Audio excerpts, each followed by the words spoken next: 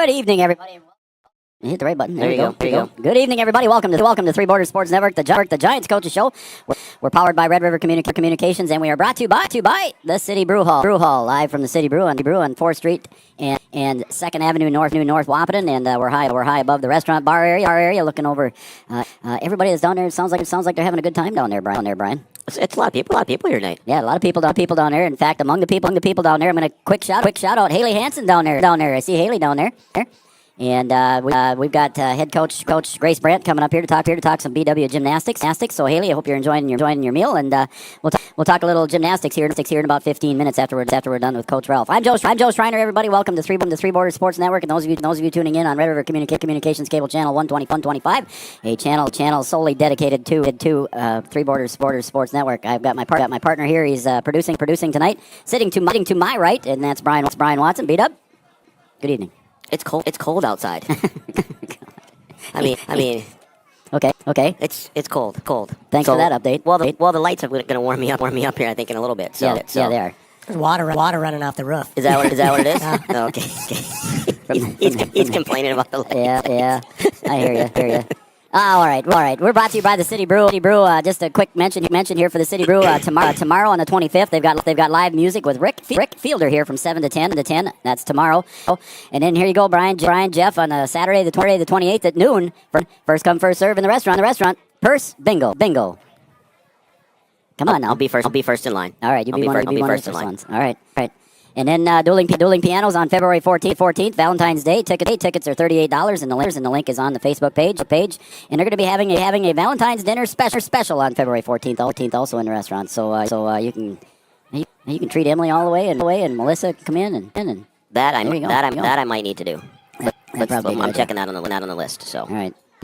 Okay, all right. We're joined now by head coach of the Huskies boys basketball team, and that's none other than Jeff. So Jeff, thanks for coming in on this cooler evening tonight. A little chilly out, but thanks for having me. Yeah, we appreciate you coming in. We took a week. Appreciate all of the promotion of our programs. I really do. Oh, you're welcome, and we appreciate that too. And before we do get started, I do want to mention. I know your folks always watch Jeff, but Ned Cluten's dad stopped by and the other night there at the game and. Just thanked us for what we do and Ned Ned's dad said he always watches the coaches show and enjoys the heck out of it. So we appreciate Ned's dad. He didn't introduce himself, but he was down below there and nice. He appreciates the coaches. I know my mom and dad are watching right now on mine too. So. Yep. They always watch too. So. All right, here we go. The coaches show again. The Giants coaches show powered by Red River Communications. Jeff, let's go back a little ways. Our last coaches show was back on about the 11th of January. So we haven't had a chance to visit. We can go back as far as the Fargo North game. You hosted Fargo North at home, and you played pretty well. In regulation, you were tied at 62 and fell in overtime. But again, a good effort by the boys against Fargo North on January 20th. You know, we've had some issues with putting together an entire ball game and 34-32. I think we got down a little bit early, but it was nothing big concern. But just a good basketball game. We ended the half well. Mm-hmm. I thought. They're a fantastic basketball team. You put Jeremiah Sam on anybody's basketball team, and that team is a lot better. Yep. And he's just a problem everywhere. I mean, defensively, I think if he locked in, he'd be one of the best defenders in the history of defense in North Dakota high school basketball. But the kid just does a lot of things and causes a lot of problems on both ends. And it's probably odd to say. I thought Caden Kappas did a great job defensively on him. He had 41, but I thought Caden did a nice job and was physical with him and kept him out of the lane as best he could. And it seems like if Jeremiah hits the rim, the ball somehow crawls up and goes in. Isn't that the truth? And some of those rolled off for us late in that game. But I really thought we played well. I thought we did a good job on him. You look at Fargo North. They had two kids in double figures. Well, he had 41. And then his younger brother had 15. Yeah. Yep. So we did a nice job on Zeller. I believe, and I told Jackson Cluten, and Jackson did a great job on him. I told him he's arguably the best back to the basket post player there is in the EDC, and we did a good job on him. He had 8 points and 10 rebounds. And I thought we were good on everybody else. The Schilling kid hit a three to start, and it was like, oh boy, is that some guy that's going to go off now? Yep. But he didn't hit anymore. But I just thought we did a real nice job defensively in the game. I thought we did a nice job rebounding.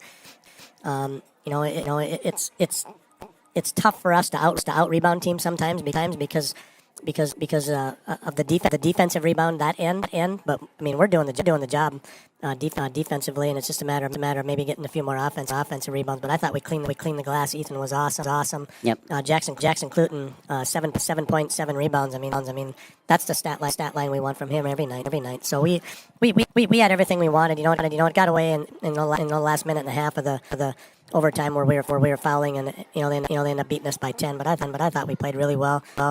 Caden Hockert had 23 points.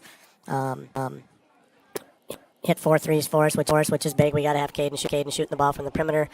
Jaden King 13 off the bench with seven boards again, and great job on the glass. Yeah, an awesome night. Nice steal and went to the hoop, and Ethan Mannock had 10 points, 14 rebounds. I mean, just did a great job on the glass, and did a great job guarding Zeller when Jackson wasn't in there. Then we had Clutie with 7 rebounds, and then Braden Steffens off the bench. Yeah. We've been waiting, and it's like it's time for him. Braden come off with 7 points, 3 rebounds, 2 assists, a steal. He was just solid in that ball game. It was fun to watch him. Caden Kappas had 4 points. Trey Mauk had 4, and Riley Timian played in the game. And I thought, we had a excellent opportunity to win the ball game, and it just so happened that in that overtime we couldn't get her done. Yeah. It just unfortunately in the overtime it was I think they outscored you 16-6 if I remember correctly. Yeah, but again it was a close one. Could have went either way at the buzzer there at the end of regulation, and unfortunately overtime just kind of got the best of you. Yeah, and you see in the standings. I mean, they're good. They're 10-2. Yeah, they're at the top of the league.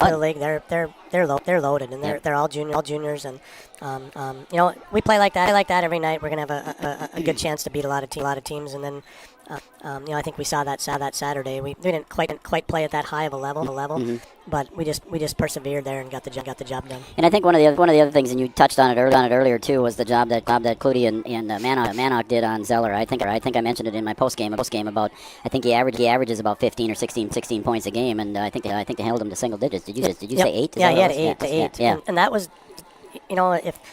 if Sam gets 30 and he gets 20, well, then that's even worse. So I mean, I felt we did a great job on both of them, and Jackson Cluten sometimes matchups dictate whether he even gets in the game. A lot of times, that's a good matchup for him, and I thought he did a great job in that matchup. And it was funny after the game he got down late in the shot clock and hit a 3 for us. Oh yeah. And then when we were.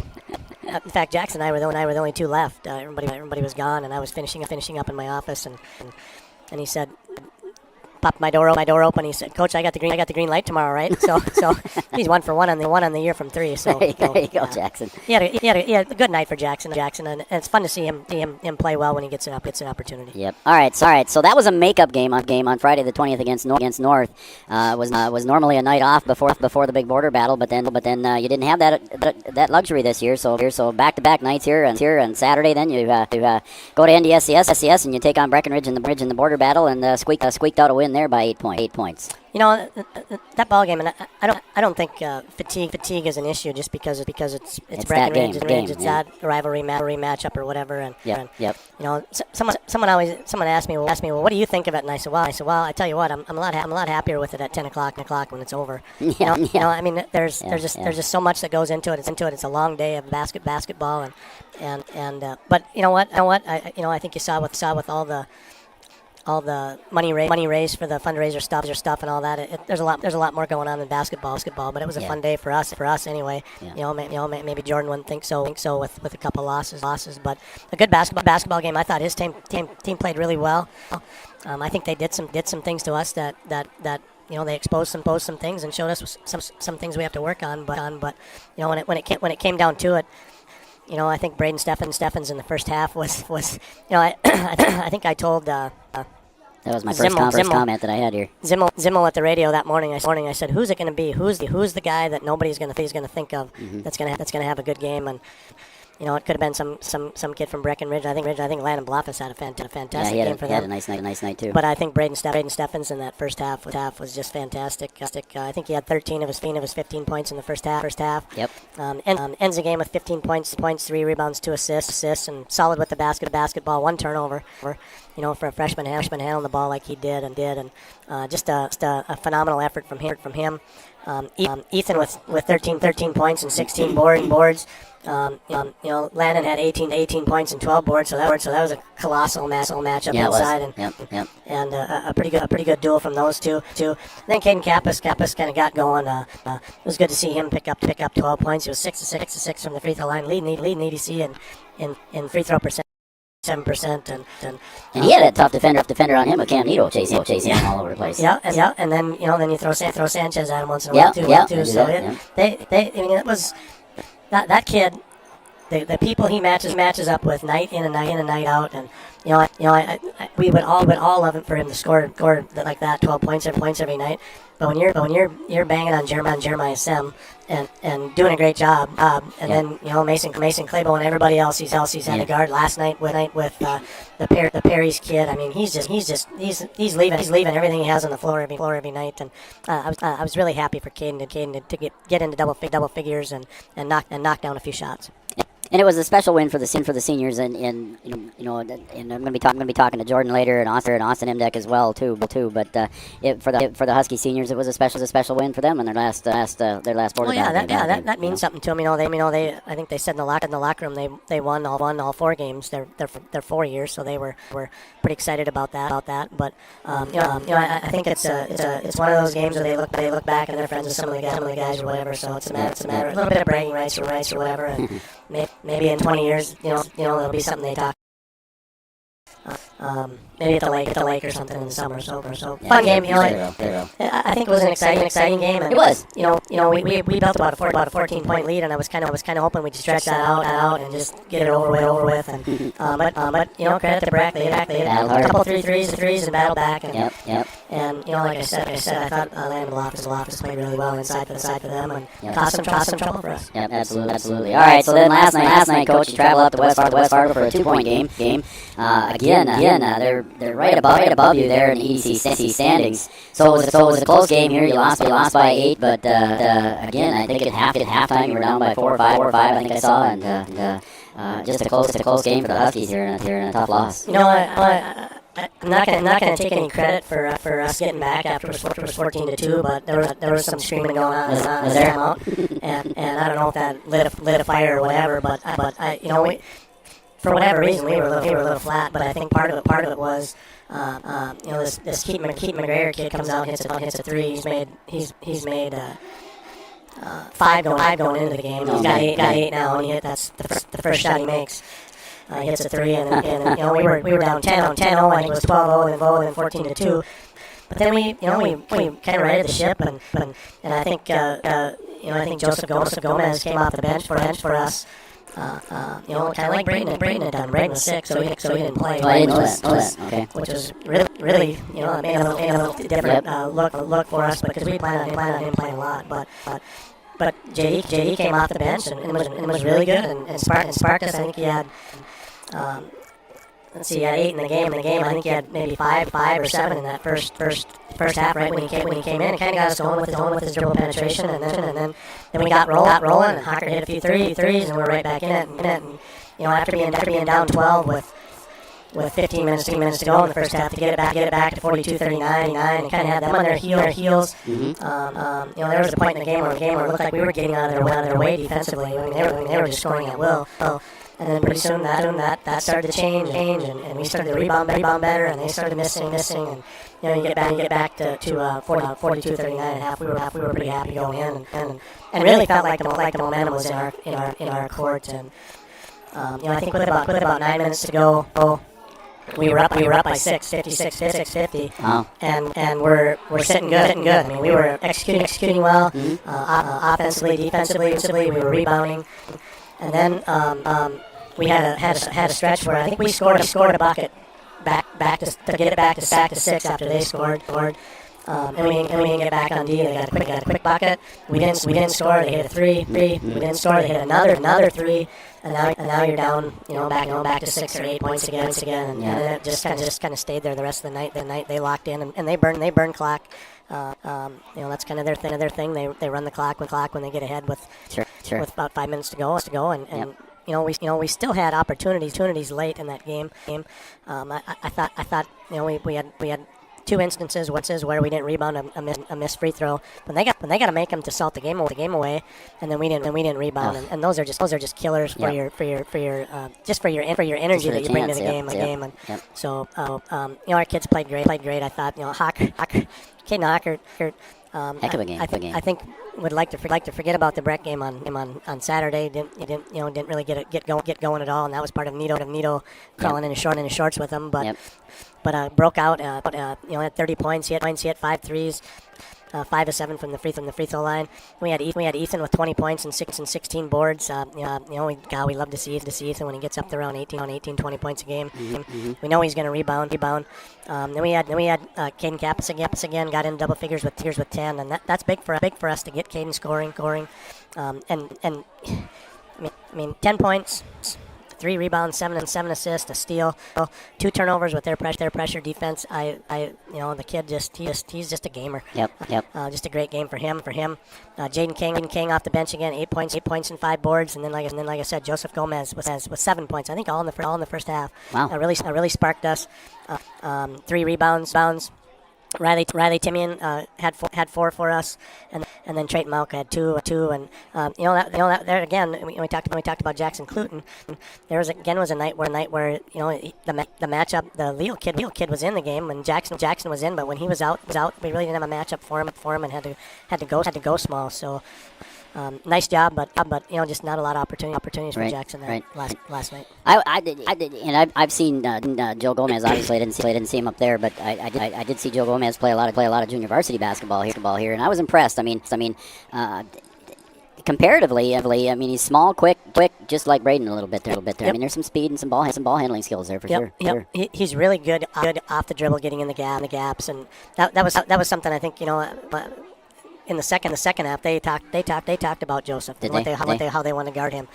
He's had a string, I think of probably 5 or 6 JV games raised over 20 points, and has really played well. And we looked at him and talked about playing him in the Breckenridge game and the North game, and then for however things go, we just didn't get him in. Well, last night he was the guy. Braden was gone. Braden was sick. And I really think he played well, and that's just another weapon for us. Valuable. And it's going to be. a thing where he's going to play now. Yep. It's not we're not going to say well now you got to play C squad and play 2 JV. He is going to play varsity and he showed he deserves to be there. Probably just a half a night, but he's when he comes in he's going to do something for us. Yep. All right, coach. Now we're over halfway done with the season already, and we're starting the second time through. Horace is coming to town on Friday night. We'll have that game right here on Three Border Sports, and it was a high scoring affair. What do you think? What do you think's going to happen second time around? Well, I don't think they're going to press us full court the whole game, or I mean that's led to probably 60 of our 96 points we scored were just in transition where they were pressing and we were shooting layups. Okay. But I think they'll get up and pressure us, but I don't think we'll see the zone press like they did.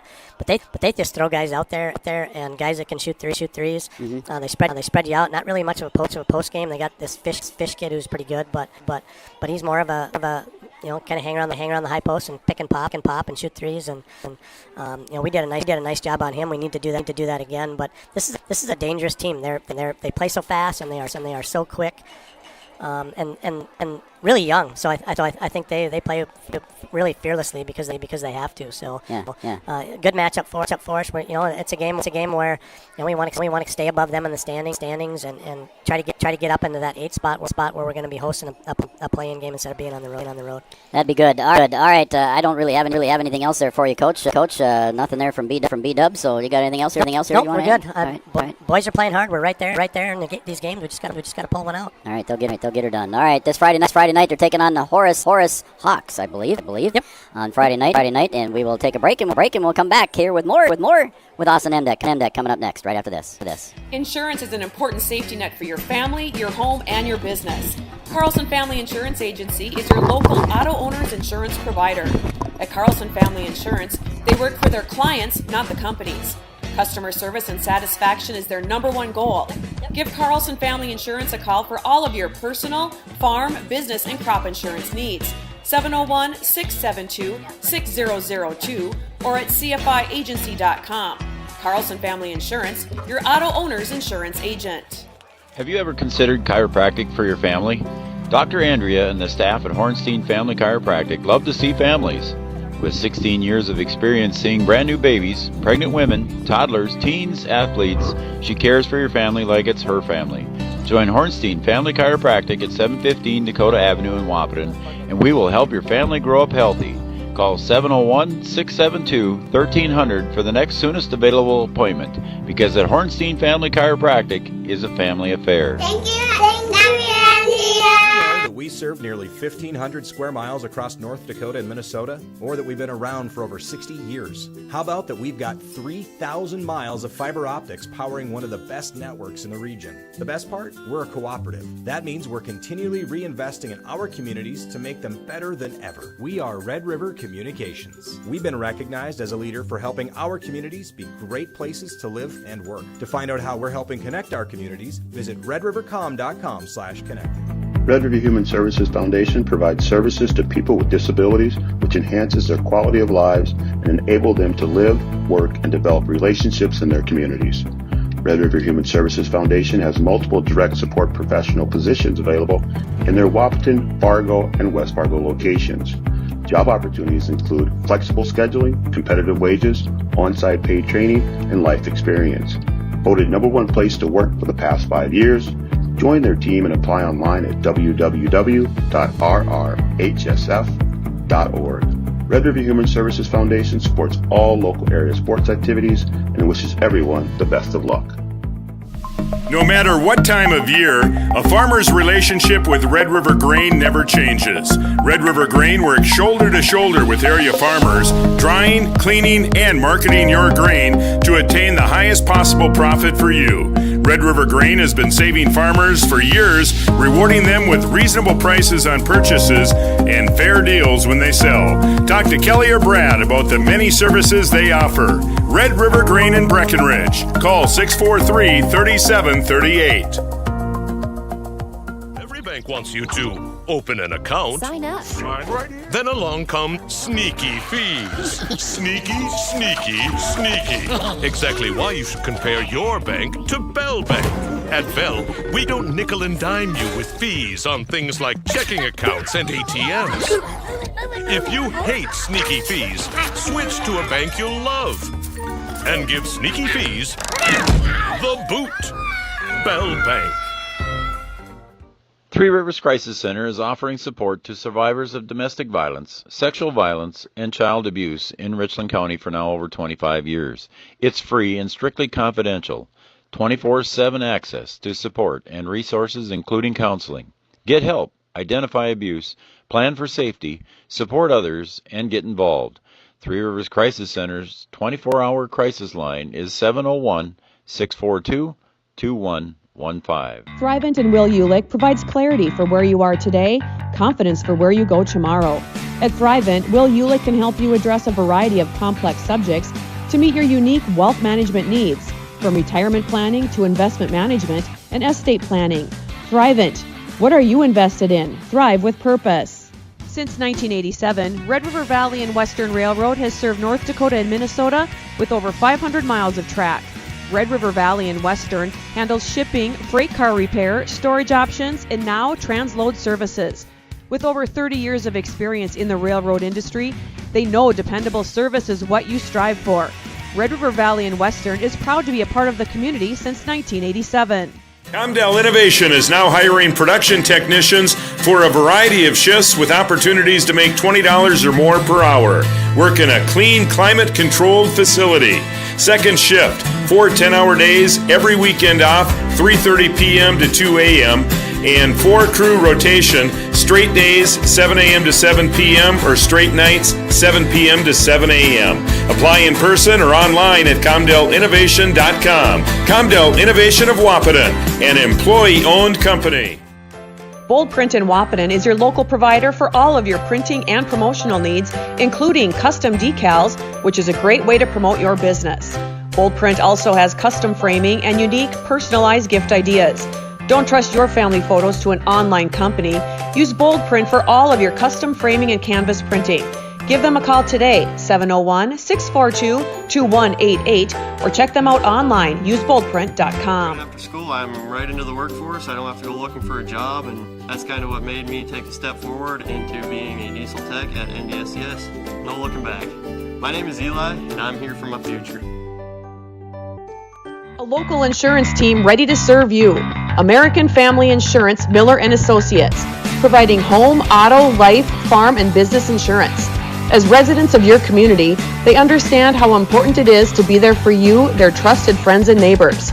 Together, they're building strong partnerships that help everyone succeed. American Family Insurance, Miller & Associates, a proud supporter of high school athletics. And we hope to see you at American Family Insurance, Miller Associates. OSPTI offers pediatric physical, occupational, and speech therapy. We work with children of all ages that have a variety of conditions that may limit or delay their functional activities. Through therapeutic play, our goal is to help each child participate alongside their peers to their full potential. Washing your car just got a whole lot cheaper. With All Seasons Car Wash Unlimited plans, you can wash your car whenever you want for as little as $33 a month. You can even wash your pet at All Seasons Car Wash. So this fall, keep your vehicle and your pet clean.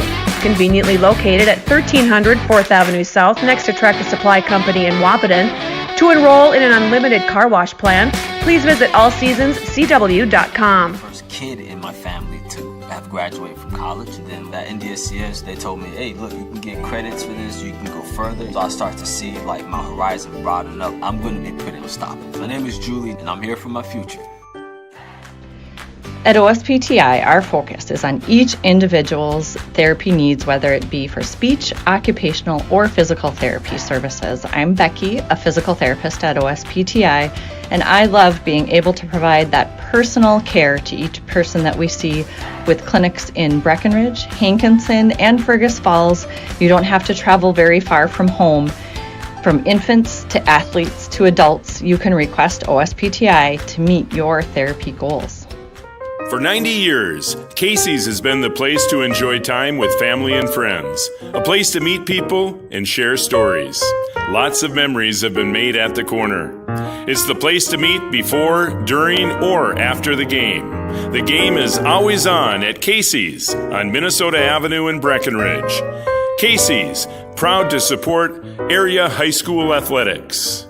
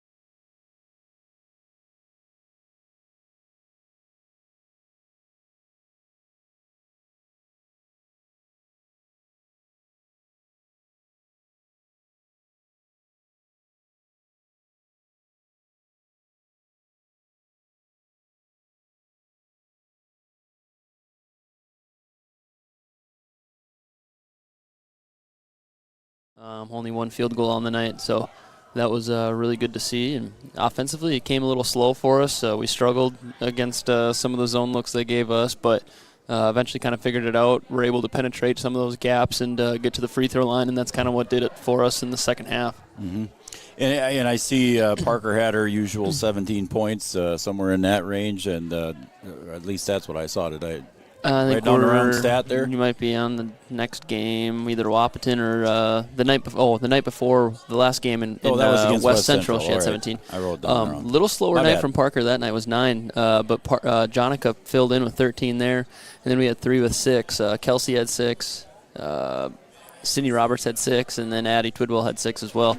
But again, we only had a couple threes on the night, and Parker did a good job of getting to the free throw line in the second half and putting pressure on that defense and getting hers there.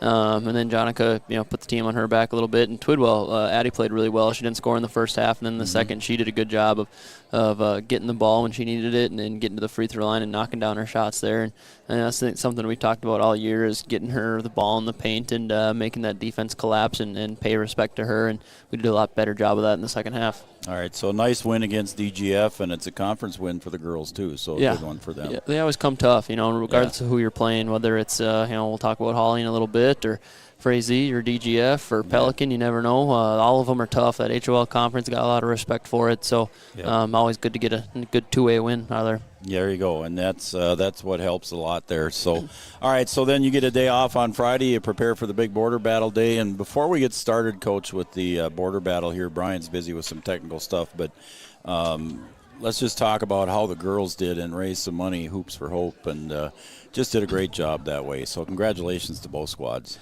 Yeah, I think, we talked a little bit at the halftime of the boys' game that night, but, the Hoops is awesome, and it's always fun playing that border battle, but the cause is really what, we should be focusing on first, and it's a nice thing that our community can come together from both sides of the river and raise money for a good cause for folks that need it and bring attention to other issues that are happening in our community. And it's awesome seeing the girls take a step forward on that and kind of owning that and doing a lot with it. So hats off to the girls too for those that spoke or wear their shirts or do whatever it is. So it's just awesome that our towns are able to come together and do that. So yeah, it was just a good night. The funds there from the Breckenridge side went to the Trista Hodges, and I think we'll talk with Coach Watson and the Lady Huskies what they did later too, as far as what they did for their money. But again, a good night, good cause. All right, so let's talk a little bit about the game again. You said when you came up at halftime, the boys again, it was just a fun event. It was just fun being there, and it was a great atmosphere. The Cowgirls come up a little bit short on that one, but again, a good effort here by the girls. Just wouldn't give up. Yeah, I thought we played all right in certain aspects of the game. It's always a little bit different on the college court and awesome atmosphere. It's like a playoff game-like atmosphere with a lot of people there. Talking to Coach Gottenberg from Holly last night, he goes, "Man, do you guys always play that game?" I said, "Yeah, we do." He goes, "Wow, that gym was packed," and I said, "Yeah, it's a big venue too, big college, venue with a lot of seating there." And he goes, "That's cool. It's cool that your girls get that opportunity to play in an atmosphere like that before it comes to playoffs." So I think that you got to take that away from that game too. And again, we had two freshmen play really well, and Jonica and Parker was 16 and 18 respectively. And Abby fills her in with 6, and Sydney had 6 again, and Emily had 4, and Addie had 6, even though getting in foul trouble very early on. So it was a well-rounded game. It was tough. We had to battle, right, and kind of playing from behind for most of that whole game, but keeping it close and trying to switch it up. And Coach Watson does a good job of giving us different looks that we got to try to guard. And we really wanted to slow down Scout, which we held her to 11 and thought that we did a pretty good job with that. But then we let the guards go, or the wings go, and McKenna and Emma Bonches in the first half, and then McKenna Kumo in the second half. And Kumo didn't miss a free throw on the night. That plays a big role. And we left a few on the court, and again didn't shoot the ball all that well. So that plays a big role, and kept it close, but couldn't quite get it done at the end. So yeah, it was and conversely with Coach Ralph, and it was a victory for the boys squad. Conversely, for your seniors, I'm sure it was a little tough on Addie and Abby, losing their final border battle basketball squad. So hopefully they're all right and moving on. Yeah, I talked about that coming into the game, and I've kind of harped on that the last few years. You got to try to take the emotion out of this one because it becomes a really emotional game on the court. There's a lot of these kids. There's a lot that comes into it. It's a cause, like you're saying before. The kids are prepping for things outside of basketball too, so it gets to be a lot. And I just thought we executed pretty well at times defensively. We have a couple lapses. Our zone wasn't exactly like we wanted it to be, but again, kept it close. It was back and forth game, and they kind of went on a run a little bit. And Watson talked about it at halftime of the boys game. He's like, "Oh, I think we're safe now, right?" These girls don't give up. These girls play hard. They don't give up, and I think that's why coaching this group is so fun. I think I've coached this group harder than maybe I have before, just being comfortable with them and knowing them really well, and the time that they put in, but that they respond to it. They're really coachable. They want to work hard, and we had to kind of go back to the drawing board today at practice too. It's like, man, we lost just a tough game last night, so.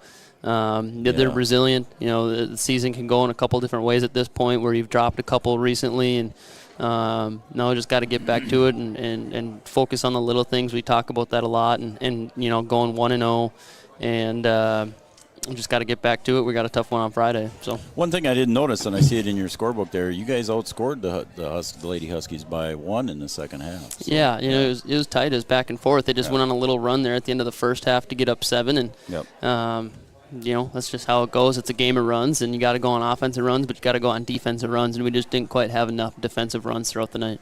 It's a good thing we played 2 halves. Yeah. 2 halves, not 4 quarters. Yeah, well, no, I'm just saying. We were able to take the lead in the first half, and then they outscored us in the second half. That's kind of what we were talking about. We're like, this thing's not really over, is it? Because we saw them against Wheaton, and they were down 17, and they come back and they win that game. So, I don't know. We just weren't sure, and, to his kids' credit, they just didn't stop. Girls don't give up. Those Cowgirls don't give up. And last year, the opposite happened, Coach. We were up 9 at half on you last year, and then you guys came back and got us. Yeah. It's always a battle. Yeah, it is. It was a good game. It was a fun game. It was competitive, and I think, for us as coaches, that's whether we win the game or lose the game, that's what we really want. We want a competitive game, and that's, I think the fans got entertained. I really do. Yeah, I said it, I think at halftime, I believe, said it was just too bad someone had to lose that one because Right. it was just Yeah. fun. It was Right. back Yeah. and forth, and I Right. could kind of see this. I could say the same thing about last night's game in Holly. I thought we played our best half of basketball last night in the first half, but we shot 18% from two. Wow. In the first half. Wow. And but we were playing good. Yeah. We just missed some of those shots that you wish you'd make, or missing bunnies at the rim, or some good looks from three that just didn't fall for us. They're good shots. What do? You Right. just got to shoot the next one. But we were playing fast. We were playing pretty good defense. We were rebounding the ball well. We were doing a lot of really good things well. Just the shots weren't falling, and that's how it goes some nights. Yeah, it was tough there. I want to ask one more question here, B-Dub, if you want to come back in on it too. The shot clock, did it affect you at all because you were playing North Dakota rules? I don't think it affected the Cowgirls from what I've seen of the Cowgirls and what they played on Saturday. I don't think I've seen any different play from them. No. I don't think it's going to affect them. Was there a shot block violation? I think you had one. Was there? Early Yeah, on. There was one. I think it was in the first half, and it was on and out of bounds where the ball went out of bounds Yeah. with We like had 2 seconds yeah. to go Yep. on the shot clock. So I mean that's. I believe that was the only one. I think. I don't think it's. I don't think it was a shot clock versus not a shot clock. I think maybe the biggest difference for us is next year when we get it, and we've talked about, we've played some non-conference games and whatever with it this year. Ours is 35. Yeah. I think the 35-second shot clock versus the 30 plays a bigger difference than almost having one versus not having one. Right. 30 Sure. seconds happens pretty quick. Yeah, it does. With our JV girls, there was a time where we brought the ball up in 8 seconds. It's like, hey, you guys got to go. You got 22 seconds left on the clock. You got to get into the offense here. Yeah, I feel like 35 should be the standard in high school. And 30 is a little bit tougher on the college court too, right? That extra 10 feet plays a role. But again, it only came in one time for us, and then it was in on that inbound. I think it almost helped us coming into this Holly game. Now, I'm sorry I keep referring to this and not trying to get away from it. But, we can talk about it. But we were playing faster. Yeah. We were playing faster last night, and I think that's kind of a result of it a little bit. So I think at I times enjoy though, it. Yeah, I think at times you already play fast. Though there's times where you can go long in the shot clock or your possession or whatever. Mm-hmm. But I think you typically play an up-tempo game where you're getting shots early in your possession Yeah. through running your offense, things like that. Yeah. So I don't see it as a factor in that game at all. I think I've said before, I don't know if it was with you guys or not, but I feel like at times it's going to play to our advantage defensively. We can guard. We want to guard for 30, 35 seconds instead of having to guard for a 45-second possession like you're going to see. Again, I'm doing it again, but a Holly team that just has long possessions often. So I think that's where it's going to come into role, for us, and where we can guard and force teams into that violation. Sure. So. Yep. Well, we can move on to the Holly game there, Coach. Go ahead and flip the page. And to me, it was a tough loss. It was closer than the score indicates. It was a 9-point loss, but I think it was a lot closer. With a minute and a half to go, you were 4 within points, 4. Yeah. Yep. So just two kids beat us last night, really, and no offense to any other Holly players. They just, 28 and 27. That's a heck of a night from both of them. I'm guessing it's probably a career high for the younger one. But we were letting her loose on the three-point line. We know Anna. We've played against her for 4 years now. She gets downhill. She's quick. She's tough. I'm looking at her shots in the second half. They had to go into an extra column and make a second roll. We can't let that happen. But it was just maybe a lack of an adjustment from my coaching standpoint, and then the girls as well, because I'll take the credit for that one. If two kids are going crazy like that, then I got to do something different as a coach, and they just didn't miss. I feel like they shot 80% last night. There's just every shot they put up was going in the hole, and Anna, the older steer, had 21 in the second half, and it was a 1-point game at halftime. Wow. And then again, it's a 4-point game with a minute and a half left, and there's kind of a loose ball that goes off Abby's knee, and it ends up being a kicked ball instead of us, potentially going on a transition there for a layup and making it a 2-point game. Well, then they get the ball on an inbound, they score. Now it's 6 points. Now you got to play the foul game, and then that's kind of all it wrote. But I thought we played maybe our best half of basketball in that first half, because we were spacing the floor, we were doing the little things right, we were setting good screens, we were coming off of them, and those shots just weren't falling, and they were there. They were good shots. So Parker kind of kept us in it with getting to the free throw line. I see that she actually didn't attempt an official field goal in the first half because she was getting to the free throw line, and Grace Nicholson hit a 3 for us, and she's starting to get a little bit healthier. She's had some health issues and being a little banged up. Okay. Abby hit a 3 and kept us in it. Addie had 4 in the first half. Emily had a nice drive into the lane and got one for us. And then in the second half, we just couldn't get enough defensive stops. We gave up 39 points in the second half, and that's not us. And Jonica did a good job of keeping us in the second half. All her points came in the second half, and she was getting to the lane. And they got a couple really good guards. They were switching off of Jonica and keeping a fresh defender on her at all times. So she was really working hard for what she got last night. And Kelsey Sorrell did a good job in the first half of hitting a 3 and hitting her shots at the free throw line. She had 8 total. So, again, it was a well-rounded effort. We just came out a little short. I've talked about TRF before, right? Yep. TRF, and it stands for turnovers, rebounds, and free throws, and we won 2 out of the 3 categories. You win most games when you win in that department, and we just didn't last night. So it's just kind of one of those games that it's a tough game. It's a really physical game, and we just came out short a little bit. And, again, it's those conference games in the HOL that are tough, and you just can't let 2 kids from the other team beat you. And we're back to the drawing board, and we watched film today, and we kind of searched deep into it about making an extra pass on offense and communicating on defense and helping the help and making that extra rotation.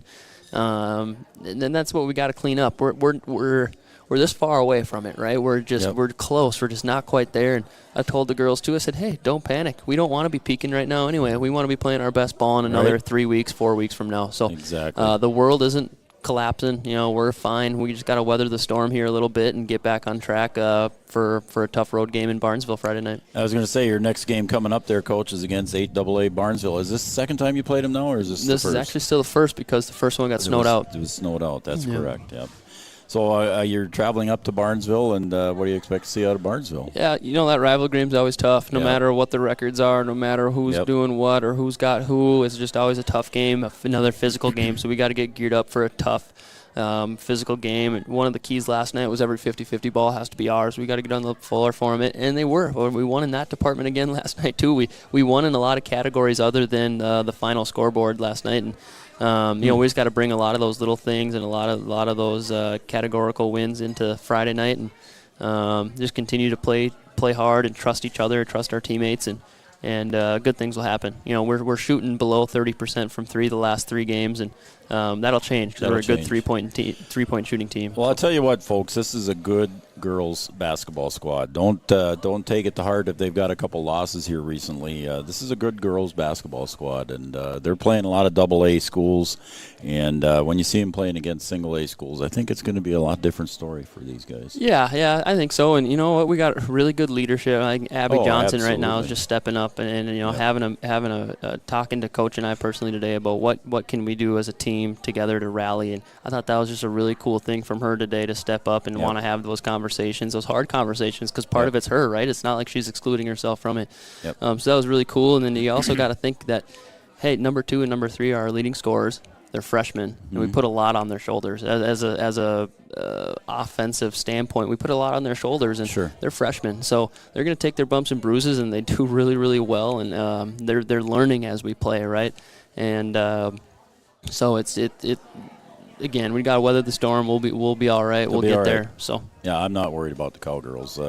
Keep doing what you're doing, girls. Everything's going to go just fine. That's you right, too, Coach. That's right. All right, B-Dub, you got anything else for Coach? We'll let him go. No, it was a good game. Yeah, it was fun. We'll do it again next year. I'm sure you will. All right, we'll take a break. I think Grace and Ryan Brandt are down below here waiting to come up. Austin Emdeck, head coach of the Cowgirls, thanks again. Thank you, guys. Have a good one. All right, we'll be right back with Grace Brandt coming up next right here on Three Borders Sports Network. At Interstate Engineering, our business is about connections.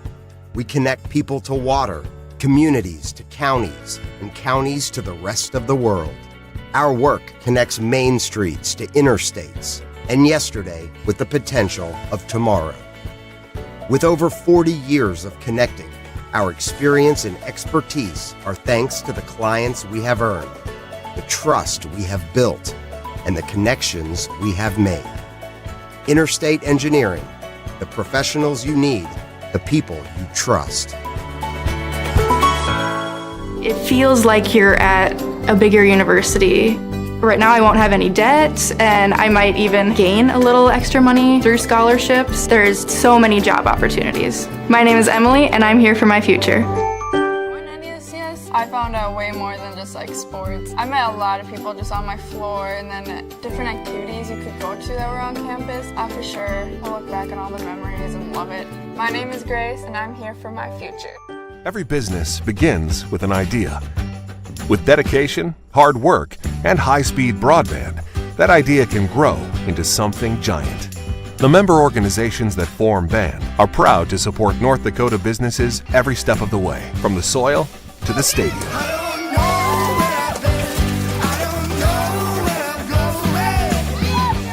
The Broadband Association of North Dakota, helping North Dakotans grow bright ideas into big business. Getting you back to what you love.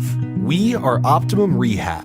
For over a decade, Dr. Tony Eggeman has provided physical therapy services for the people of Wahpeton, Breckenridge, and surrounding communities. We're a small practice that sees our patients as individuals. Through hands-on techniques, our patients have their treatment plans tailored to their exact needs. Sprains, sore muscles, back pain, achy joints, rehab following surgery, you name it. Optimum Rehab is your answer. When you need exceptional physical therapy, you need Optimum Rehab. Here at the Amanda Frederick State Farm Agency, we do our best to make insurance a little less insurance-y for you. Hi, this is Amanda, your local State Farm agent. You've probably seen our team out and about volunteering in the community, participating in local events, and just doing our all-around best to support and encourage a healthy, vibrant community. Stop into our office sometime and find out why we've been consistently voted best insurance agency in the Valley and why State Farm has been a trusted household name in insurance for 100 years. We hope to meet you soon.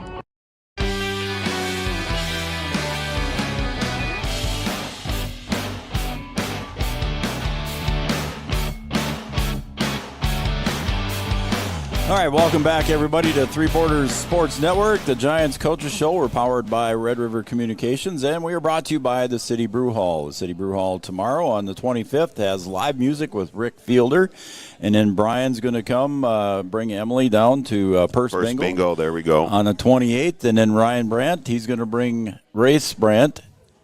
Did you hear me, Ryan? He can't hear you. He's on his phone. Ryan's going to bring Grace down for Purse Bingo on the 28th, too. And then on Dueling Pianos is on the 14th, and tickets are $38. Link is on the Facebook page, and then they're also going to have a Valentine's Day dinner special on the 14th here in the restaurant at the City Brew. We're good to go? I think we're good. All right. So, again, we apologize earlier for the technical difficulties, but I think B-Dub's got it figured out. Text messages are telling me it's okay. We don't sound like Donald Duck, Grace, so we should be good to go. All right, the BW Storms Gymnastics head coach, Grace Brandt, joining us now here on Three Borders Sports Network. Welcome back again, Grace. Thank you for having me. We're not scaring you off. That's a good thing. All right, so let's go back now. January 14th, you traveled out to Valley City. I think that was just a dual meet there, correct? Correct. Yep, and I saw the score there, and you hit that magic number 131, I see. We did. We hit 131, and we're going to keep pushing towards a 133 team score as we continue into our last 3 meets for the season. So how did you typical the girls show up? I saw Haley Hansen was here earlier tonight, but I don't think she's here now anymore. But your typical Haley Hansens and everybody else, and Abby Scovolt, and they all showed up where they should. Yeah, we had a really good team showing across the board. We had a really strong first 2 events at Vault and Bars. Unfortunately, we weren't able to get a floor score for Annika Berkelo. She did suffer an injury during her first front pass, and so she was out for Valley City for the second half, and then she did not compete at Mandan either. Nope, I had her cut from the roster. She still came and was a team manager and just supported the girls all around, but she's not competing at the moment until we can hear back a little bit more. But otherwise, the rest of the team did a really good job showing up, being supportive, and knowing, too, that when a teammate goes down for a score, your scores mean that much more, right? If they're out of the running, you become that much more important. And that's, I think, when the focus shifts from this being an individual sport to this truly being a team sport and them taking on that team mentality. That's pretty cool. I mean, yeah, you hate to see the injury, but if everybody else can pick it up and say, hey, yeah, we're a team, we got to pick it up and go. So congratulations to the girls on that. Any other scores you want to go through in Valley City there that the girls did? Yeah, it was a really good meet. We were excited to see Justice Christian get a 9.125 on vault, so she placed first. Across almost every category, we nearly swept the whole division at the Valley City meet specifically. Also, with it just being a smaller meet and Valley City having a smaller team as well, it's a little bit easier to pull those numbers. But we saw some really good scores across the board. And then additionally, I was able to sit down with a couple of the judges and get some very specific feedback on our floor routines that we were then able to apply the next week when we went to Mandan. And we saw an increase of almost a half of a point across our floor routines between Valley City and Mandan. Okay, so can you expound on that a little bit for me without giving away a lot of secrets? But as a first-year coach, which you are, sitting down with the coaches then in a smaller meet like that, you were able to pick their brains and say, how can we improve some of these aspects of our dance and our floor routine? Absolutely. Is that what you did? Yes, and so it's been a great opportunity to work with these other coaches and to kind of pick their brains. They have far more gymnastics experience and background than I do, and so they really are just a plethora of information. But asking specifically, this is what we're seeing on our score sheets at the end of the season. What can we do to continue to up our scores as a team? And they were able to point out that we are missing 0.2 of a point on our first front passes because we did not have a specific connection skill. So they kind of explained some of the options that we have available to connect different skills of different point values to what we currently have in our routines.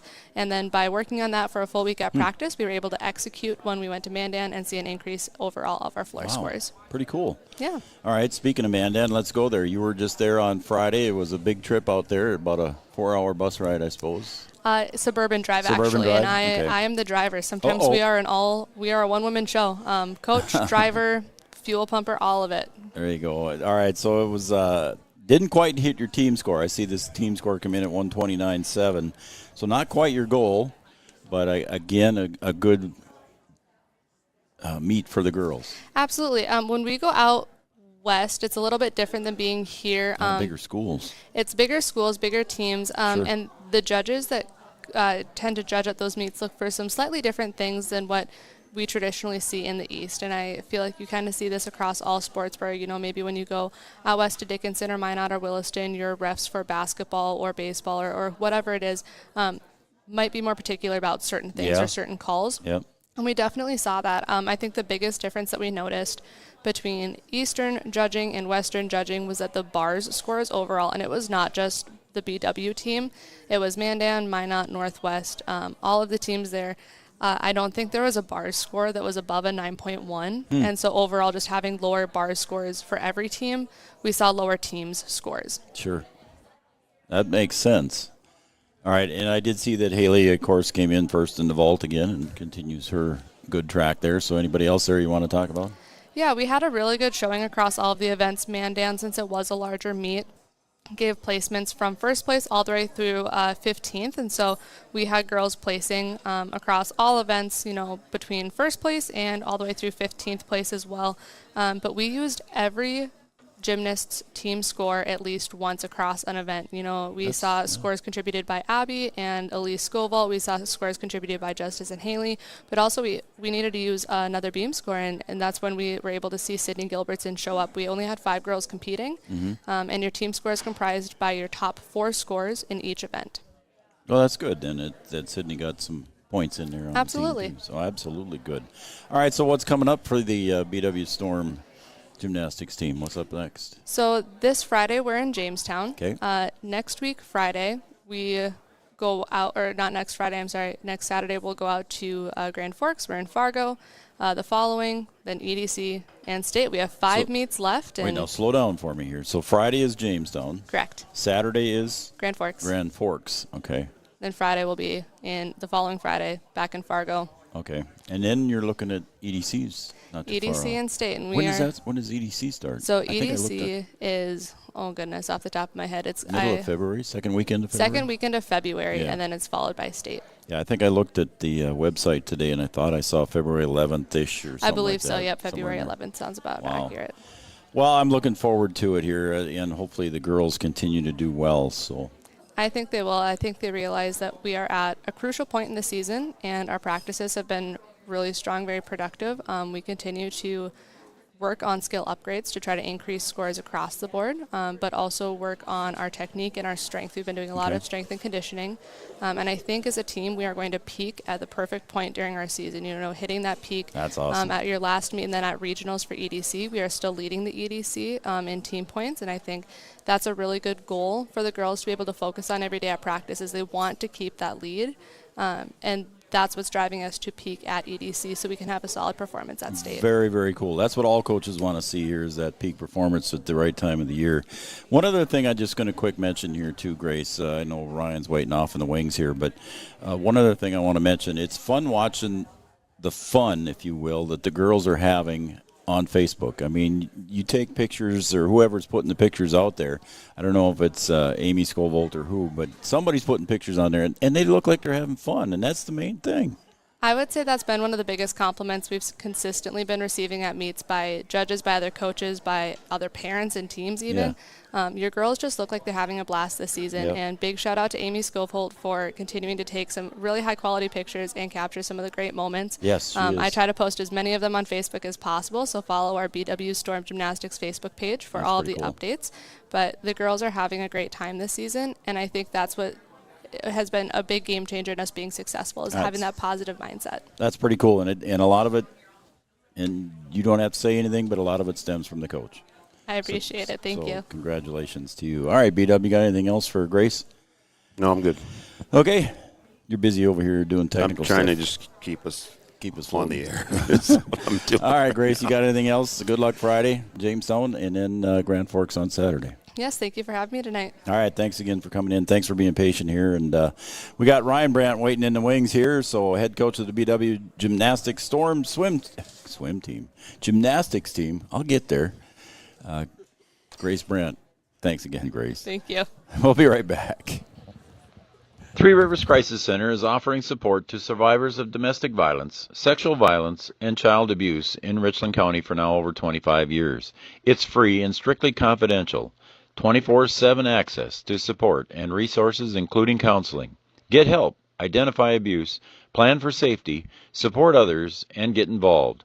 Three Rivers Crisis Center's 24-hour crisis line is 701-642-2115. Do you know that we serve nearly 1,500 square miles across North Dakota and Minnesota? Or that we've been around for over 60 years? How about that we've got 3,000 miles of fiber optics powering one of the best networks in the region? The best part? We're a cooperative. That means we're continually reinvesting in our communities to make them better than ever. We are Red River Communications. We've been recognized as a leader for helping our communities be great places to live and work. To find out how we're helping connect our communities, visit redrivercom.com/connect. No matter what time of year, a farmer's relationship with Red River Grain never changes. Red River Grain works shoulder to shoulder with area farmers, drying, cleaning, and marketing your grain to attain the highest possible profit for you.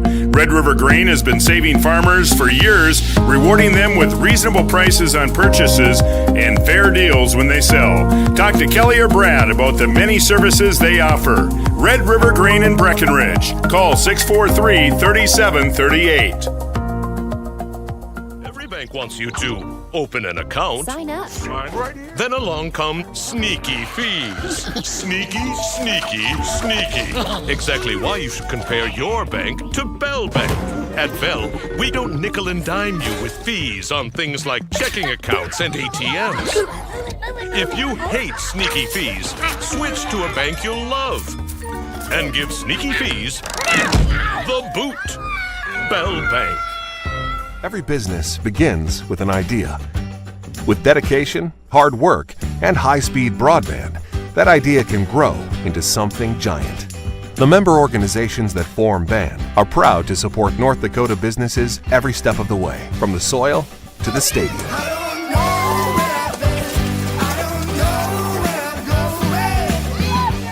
The Broadband Association of North Dakota, helping North Dakotans grow bright ideas into big business. Thrivent and Will Ulick provides clarity for where you are today, confidence for where you go tomorrow. At Thrivent, Will Ulick can help you address a variety of complex subjects to meet your unique wealth management needs, from retirement planning to investment management and estate planning. Thrivent, what are you invested in? Thrive with purpose.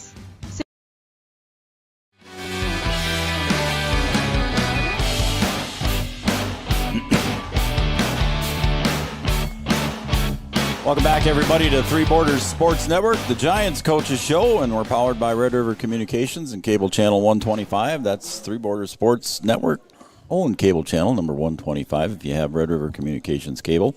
And we're also brought to you by the City Brew Hall, and tomorrow, don't forget, they've got live music with Rick Fielder from 7 to 10, and then Purse Bingo on the 28th.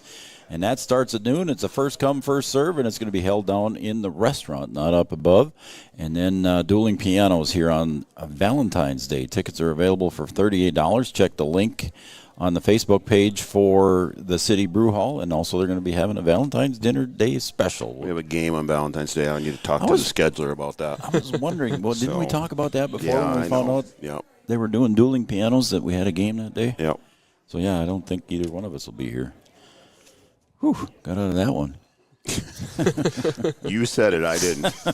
I'm not touching that. I know. You're probably, you're already in trouble, though. You've been busy the last couple of Every year, my wife looks at the calendar and goes, another game on Valentine's Day. So I'll just have to make it up. We're joined now by head coach of the BW Storm wrestling team, none other than Ryan Brandt. Ryan, thanks for joining us here. We're running a little behind, but thank you for coming in. Yes, thank you for having me. All right, appreciate it. All right, the boys wrestling squad, right now about 1-5, I think, in the EDC, and 2-10 overall. But some positive things happened for you. You were just recently, last weekend, Friday, Saturday, it was an overnight tournament, I think, out in Lisbon. You stayed overnight? Yep. And it was out in Lisbon, and you had some good results out there, the way it talked there. We were talking off air about how things went, and looks like the boys did some pretty good things out there. Yeah, we took 11 varsity guys out there, and some of those guys we brought out there were even some of our JV guys just to get them some more matches, and we ended up placing 7 of our 11 guys in the top 8. And most of the brackets out there had 16 or more kids in there, so, I mean, they wrestled really well. It probably was our best tournament and our best wrestling that we've had all year. Good. So it's really good to see, because we only have a month left of the season, so we're starting to see some guys start to get close to that peaking point. Let me ask you a question here before you get into the individual results. Was there a lot of Class B schools there? Were they mixed, A and B, some South Dakota schools? What do you have out there for other teams? Yeah, there's one, Border West, who will wrestle tomorrow. Is there. They're the only Minnesota team that comes, and then it's primarily Class B, and then there's us, Valley City, and St. Mary's. Bismarck St. Mary's are the only Class A schools there. So it's a lot of new faces for us to see, which is really good as well. Yep. Kind of gives us a break from the EDC schools that we consistently see every weekend. So, yeah, it was a really good tournament for us. All right, so how did the boys do individually there? I see you got some results. I'll let you just rattle them off. Yeah, I'll start with Coleman Barth. He placed 8th out there, went in as the 8th seed.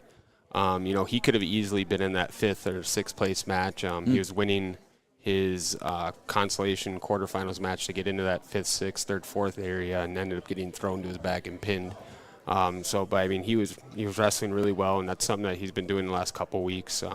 He's brought the aggression a little bit more, and he's kind of started to feel it out there, it seems like, and he just looks like he's a lot better wrestler for us now. Henry Sledadall placed 8th as well. He unfortunately ran into his teammate, Weston, to get into higher placing round as well. Wow. So they ended up wrestling pretty early in the tournament, and that's kind of why I think he ended up going to 7th and 8th. And Weston went on more. Weston ended up beating him. Weston got 5th. Weston Jensen? Yep, Weston Jensen got 5th at 145. And he ended up knocking off a kid from Valley City who's been in and out of the rankings all season. So, I mean, that was a really good win for Weston to get. David Erlinson got 6th out there in a very tough bracket. I bet it was. When we were sitting there in the seating meeting, they were rattling off kids' names, and I was just like, okay. And all of a sudden they get to, the A seed, and I'm like, David? Because he had 7 guys in front of them. I'm like, okay, these guys have placed at state, or they've beaten us already this year. Mm-hmm. So he ended up wrestling a kid from South Border who's ranked in the state and beat him to get to that 5th and 6th place match. And then he ended up wrestling a kid from Border West. He'll probably wrestle again tomorrow that he's lost to now twice, but he's been closing the gap with the kid every time they wrestle. I was going to say, I think I've seen some results there where he's very close with that Border West wrestler. I don't remember his name, obviously, but I know he's wrestled against Border West a few times. Yeah, the first time he lost by, I think, 12. This time he got pinned, but he was winning the match before he got pinned, and he just ended up getting thrown. So tomorrow should be a really good match for him. I think he can keep that gap closed, and if we just pick our moments tomorrow with him, I think he can walk out of there with a win on him finally. Miles Hinckley, who's been one of our more banged up kind of sick kids the last couple of weeks, came back, and he ended up placing 6th as well out there. He was our only kid that made it to the semifinals by beating a really good kid from South Border as well to get to the semifinals. And then he had a tough road back. There's some guys that lost pretty early, so he had some really tough kids that he had to try to beat in the 5th and 6th place match. Ashton Mickelson, you know, he's still coming on this year, but he ended up coming 8th out of the 182-pound bracket as well. So he had a really good tournament. He was losing, I think, 12-0 to one kid and ended up hitting a roll on him and pinning him in the 3rd period. So, I mean, that was really good to see out of him.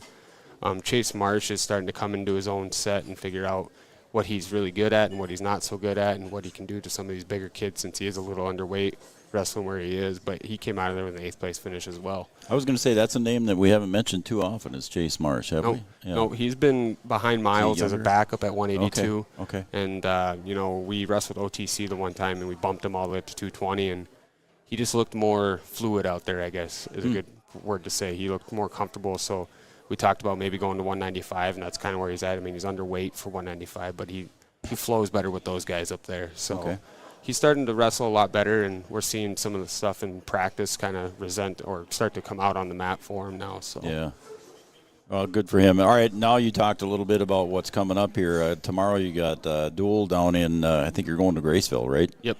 And you'll take on Graceville and then Border West, as you mentioned, as well. So those should be some good matches there. Like you said, David's got his rival, if you will. Yeah. And, so just talk about those a little bit. Yeah, we're going down to Graceville tomorrow. So Graceville is actually Border West. It's Graceville, Ellendale, or Graceville, Hermantown. It's like 4 different little towns over there. Okay. But it's going to be us and Border West, and Mahnomen-Waban is the 3rd team that's involved. Oh, okay.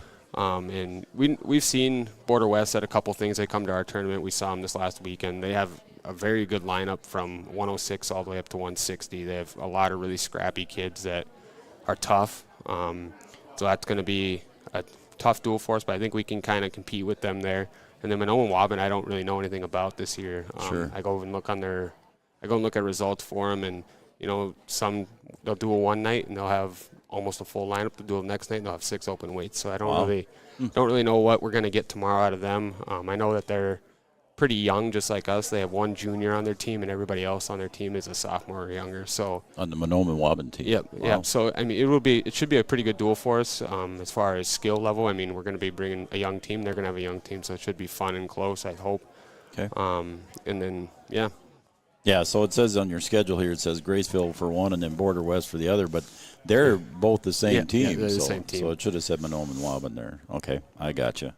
All right, so yeah, because I thought Graceville, is it Graceville, Herman, Norcross, Wheaton? Yeah, those are the 4 towns. Okay, so there you go. That's what you got. All right, Coach, and then Saturday you're going to go to Larimore for a tournament. Yep. We go. We wake up, we leave the school at 5:15 in the morning. Oh, just my favorite time of day. Yeah, we probably don't get back till about 9 o'clock at night. So it's a really long day. But it's a good tournament for us to go to. It's another tournament that we don't see a lot of teams that we normally would see throughout the year at.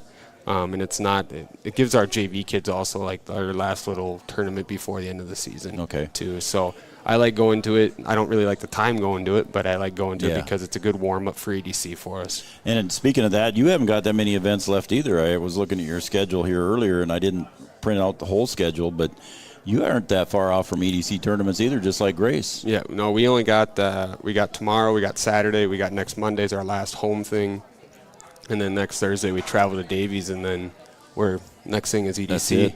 Wow. So next week, with 2 events next week, then you're looking at EDC. Yep.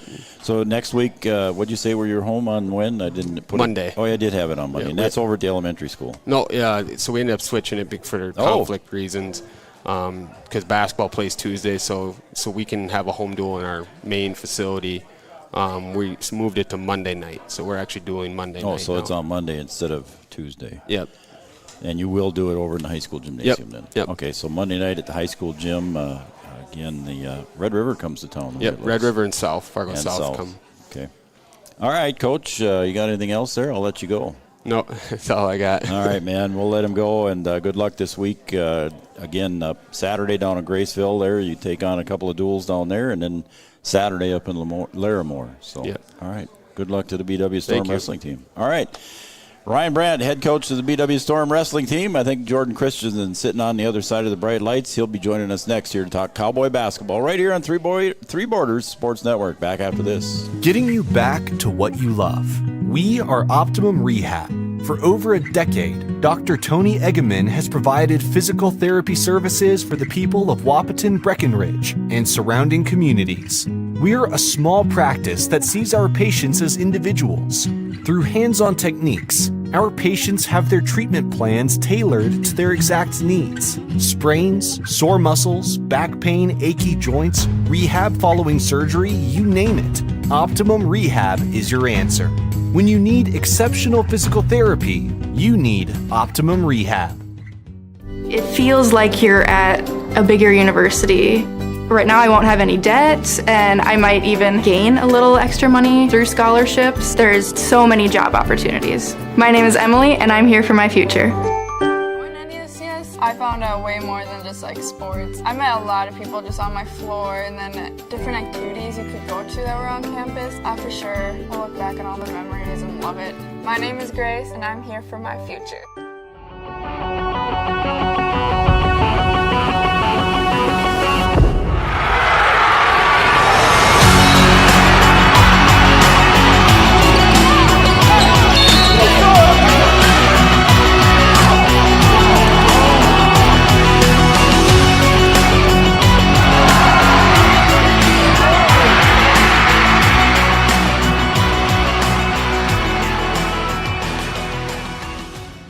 OSPTI offers pediatric physical, occupational, and speech therapy. We work with children of all ages that have a variety of conditions that may limit or delay their functional activities.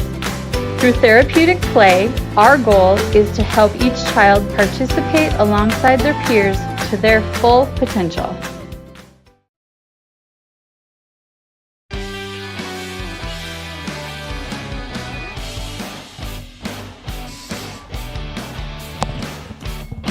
I think we're back. A little bit sooner than what we expected. Our producer did not. You can blame the producer on that we'll one. blame the producer. I needed to put one more in there. So, all right, welcome back, everybody, to the Giants Coaches Show here, powered by Red River Communications and brought to you by the City Brew Hall. Again, 25th, they got live music with Rick Fielder. Purse bingo on the 28th. I'm sure that Coach Christensen is going to be here with Hannah, and he's going to win her a purse at Purse Bingo on the 28th. I'll be kind of rigged if he won. Would it? I mean, she is the I manager. don't win anything. I mean, she is the manager here. I don't think that would be fair. Wouldn't it? Yeah. I don't think Hannah thinks that. But. Well, probably not. All right. And then Dueling Pianos here, along with a Valentine's dinner special on the 14th. Check out the Facebook page for more information for the City Brew Hall for the February 14th Valentine's Day specials. Well, busy day for Hannah that day. Jordan, yeah, it will be a busy. So you'll probably be here too. No, you probably got a ball game. I'm sure we got a game. Yeah, that's what B-Dub said too, that we have games too. So we'll probably all be busy. We won't be here then. All right, Jordan Christensen, head coach of the Cowboys basketball squad, joining us here. Jordan, we can go back here a little bit if you want. We don't have to go back all the way. Pelican Rapids, again, lost to a AA school on the 19th. It was a tight game at half, and unfortunately the Cowboys come out on the short end of that one, 70-57. And you know what? We played well in stretches. Yeah, I wrote down some of the stats here. But it's just one of those things. Landon gets in foul trouble early in the first half. Yep. And we were competing the whole first half and then make a couple mistakes down the stretch of the first half, and all of a sudden, okay, we're down by 5 or 6, I think, at half. And then the second half starts and we lose he's one of their bigs, but it's not like we had him huge on the scouting report as impact, but he went 6 for 6, I think, to start the second half. Man. And had like 12 straight points. But wow. I mean, we did a lot of good things. Sanchez had a sweet dunk, took a steal, and then pretty hard dunk. It was cool. Good for him. And then he played well that game, and then Damon played well, but Cam took their 6'7" center out of the game. I think that's you just mentioned that, and I think you made a mention in the Wahpeton Daily News there that I saw on Robert's article there that Cam had a good night defensively for the Cowboys. So expound on that a little bit. Cam face guarded his name's Ian Fay, but he's 6'7", and he's averaging probably like up until that point, 16 points in conference play, and then Cam held him to, I think, 4, and 2 of them were free throws, and 1 was a fast break. And it was just an electric defensive performance. Good for him. The kid was not happy after the game. Cam did a really good job on that. That's interesting. All right, congratulations to Cam for having a good one. And again, Alex Sanchez with 23. Yep, he had a really good game that game. Really nice game. All right, so let's fast forward then to Saturday's game. You played Thursday against Pelican Rapids at Pelican. Had a day off on the 20th, and on the 21st, of course, the big border battle game here. And a 72-64 loss. And I think you also mentioned in the paper here that you basically played with 7 players that day. We played with 7 guys that day, and then you get one in foul trouble, and your rotation's down to 6 for a little bit in the first half. But our guys battled; they really did. I thought we did a lot of good things. They did a lot of great things. They did exactly what we asked. We didn't plan for Braden Steffens to come in and have 15 and 13 in the first half, and it's like, oh, he's a player. Mm-hmm. But like with Cam on Hockert, and then Alex on Kappas, and Landon and Manock, it was basically a wash with those matchups. It's not like they killed us on any of those. Right. And we did a lot of good things. I was very impressed, and again, I don't get to watch Landon play all of his games at home, but 18 and 12, a double-double. He's a walking double-double almost, and I just impressed with Landon's abilities. He is really good around the hoop. Yep. We need to find him easier looks at times. Sometimes he's going through 3 or 4 people, and we talked today, like, Landon, if you kick it out once and then repost, you're going to get a lot easier shots too. And he's learning how to play. I mean, of course, he didn't play last year because of the shoulder injury, I think, wasn't it? Shoulder injury last year. But my goodness, he really played well. And he's a great kid. And I saw him before the game down there at NDSCS on the floor, and I think I made mention of it in our broadcast with Brian. And I just said during the broadcast, I said, he's listed at 6'2", but he doesn't look that big. But he plays bigger than 6'2". You know what I mean? He plays bigger than 6'2". He really does. And, I mean, he reminds me a little bit of my brother Jonah, how they're just undersized posts, but it doesn't matter if Ethan Manock can jump through the roof. He's going to finish through him or around him and get it done. Damon had a nice night, 15 and 5. He had 5 rebounds, and again, Cam with a good night offensively with 12 points and 11 for Alex Sanchez with 4 rebounds. So that was good, and we had Bo and Jacob came off the bench and played some big minutes, and Joe took a couple charges like he always does. He always does. Every time, but I think it was good for our guys. I mean, I think we were down 15 or close to that at one point in the second half, and then cut it to 5. And we were in it at the end, and we didn't just kind of roll over and let them run away with it. We fought back, and showed some heart there. It was good. I agree, and I think Brian and I talked about on that during the broadcast as well. All right, so we'll move on then and talk about last night. I know you probably don't want to talk a lot about that's it. Fine. But it was a tough loss to Holly. The Nuggets came into town, and when I saw the final score, I didn't expect that. And neither did we. And if you watched the first half, you'd have never expected what happened in the second half. We played a really good first half. Just turnovers bit us again. We were struggling with that. It's been a story of our year at this point. Wow. And then just I wouldn't say poor fouls, but we get in foul trouble again. Landon and Alex both had 3 in the first half. So we're sitting there, and Riggs rolled his ankle. We had 8. Then Riggs rolled his ankle. And so we're back down to 7 guys in the rotation, and then 2 of them get 3 fouls because we're shuffling guys in and out. I think 2 had 2 fouls and 2 had 3 fouls of our starters. So it's one of those things. We battled for a half, and then turnover to start the second half. Kind of just a bad pass, and they go the other way, get a layup. And then next possession, Alex shot fakes, goes middle, but then the ball clicks off his foot. They get another layup, and then from then on, we struggled there from that point. The wheels came off, Yep. Unfortunately, for the Cowboys then in that one. All right, and then now you got another tough assignment tomorrow night. It looks like you're going up to DGF. DGF tomorrow. Mr. Leach. Mr. Leach, and we need to do a better job on the guys other than him. I thought last time we did a good job on him, and I think we'll limit him again, but you're not gonna take him away. All right. It's those other guys we got to worry about. We gave up 41 points to 2 guys averaging 9 and 7 in conference play combined. So if we take that away, I like our chances tomorrow. I really do. All right, that's good news here for the Cowboys. All right, one other thing I want to make mention of here, Jordan, and I want to make sure, just don't give up on these guys, folks. These guys are playing just 7 Class A opponents. Mm-hmm. You're 1-2 against them right now in the same section. And you've only lost by a combined, I think it was 11 points, if I remember correctly, to those 2 losses. So, I mean, you're right there with those other Section A schools. The number 2 team in the section or in our half of the section is Battle Lake, and we played them to a 2-point game in Battle Lake. And I thought we had that game at times, and we can definitely play with them. There's nobody in our half of the section that really should scare us, and our guys can play with all of them. It's just, we got to get through the regular season without hanging our heads too much and letting conference play beat us up. But as we get later on in the year, we've got a few more 1As coming in. Yep. A tough one on Saturday. It's not on the Minnesota Scorers. Yeah, it's on the 88. Is it Ada Borup? Yeah. It's Ada Borup, and they're 12-1, and I think 11th in the state rankings at this point. So that'll be another fun one at home. Are they 6A or are they 8? 8A. They're 8. Yep. Okay. So I was wondering that too, and I wasn't sure. Raleigh and I will have that game here on Saturday on Three Border Sports Network. Raleigh will be doing the play-by-play, and I'll be sitting where Brian is doing the producing.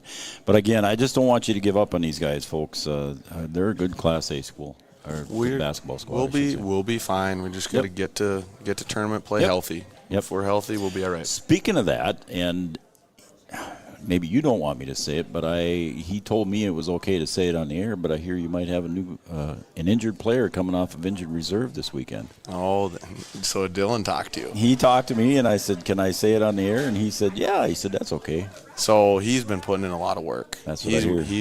He's been up to Fargo doing a bunch of, I think it's some type of shock therapy or something. I don't know what it is.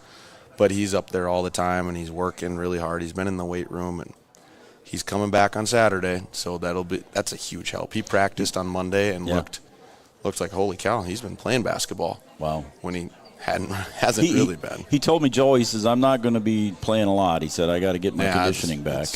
It's short spurts, but he's going to be playing. That's what he said. So, I'd asked him, so that's why I wasn't trying to.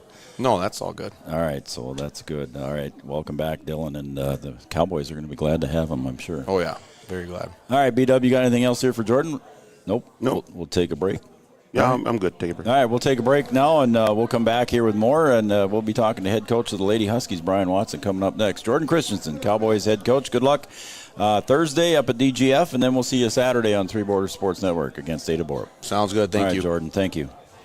Insurance is an important safety net for your family, your home, and your business. Carlson Family Insurance Agency is your local auto owner's insurance provider. At Carlson Family Insurance, they work for their clients, not the companies. Customer service and satisfaction is their /1 goal. Give Carlson Family Insurance a call for all of your personal, farm, business, and crop insurance needs. 701-672-6002 or at cfiagency.com. Carlson Family Insurance, your auto owner's insurance agent. Have you ever considered chiropractic for your family? Dr. Andrea and the staff at Hornstein Family Chiropractic love to see families.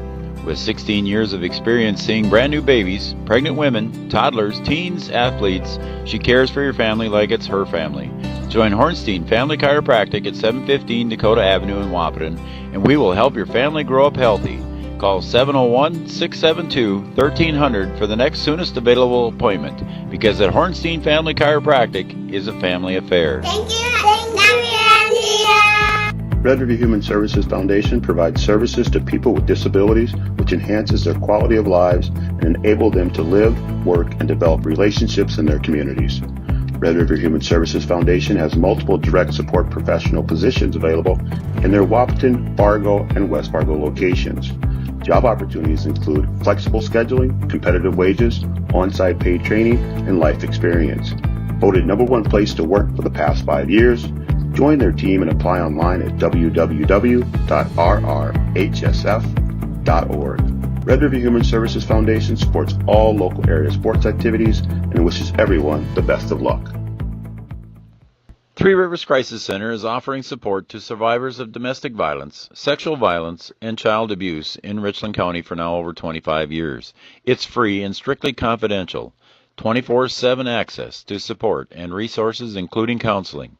Get help, identify abuse, plan for safety, support others, and get involved. Three Rivers Crisis Center's 24-hour crisis line is 701-642-2115. Did you know that we serve nearly 1,500 square miles across North Dakota and Minnesota? Or that we've been around for over 60 years? How about that we've got 3,000 miles of fiber optics powering one of the best networks in the region? The best part? We're a cooperative. That means we're continually reinvesting in our communities to make them better than ever. We are Red River Communications. We've been recognized as a leader for helping our communities be great places to live and work. To find out how we're helping connect our communities, visit redrivercom.com.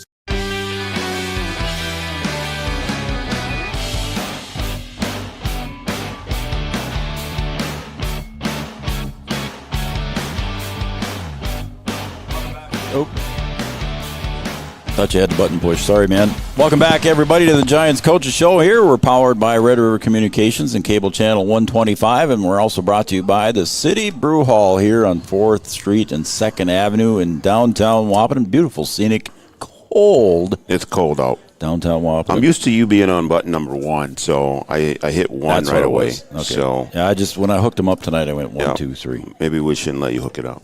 Well, during the board change there in that first break after I'm we not got going to done with complain Ralph. because I was frantic. So Yeah, you were. I don't know. You usually get that way. Yeah. Okay. All right. We're here to talk Cowgirl basketball, but we're first talking of all, what? What are we going to talk? We Lady won Husky that. basketball. We won that game. You can't say I'll Cowgirl. get back to it. Come on now. Speaking of that, Jordan Christensen got his first technical in the border battle. Did you hear that? Yeah, I heard.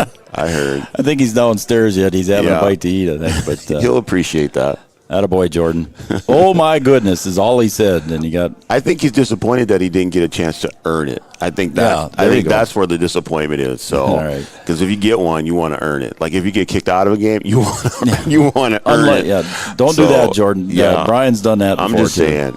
So anyway. All right, Purse Bingo on the 28th here, and then dueling pianos and Valentine's dinner day special on the 14th of February here in the restaurant, and some good stuff coming up here at the City Brew Hall. All right, we're joined now by Lady Huskies head basketball coach. That's Brian Watson, and B-Dub, a couple of nice wins here in the past here for the Lady Huskies. They pick up wins against South and North on the 17th. A week ago Tuesday, we had a game against South, and then you played North, and you had a couple of nice wins there for the girls. Yeah, we put together a couple good games, one on the road and one at home. And, for us, those are games that we needed to win. I mean, I think going into the North game, it was maybe, how are we going to do on the road against a team that's around us in the standings? Are we going to be able to go there and perform? And we were able to get both of those games done. I was pleased with the way that we played. Of course, there's some things that we needed to clean up, taking care of the ball a little bit. I think we turned it over a little bit too much early against North.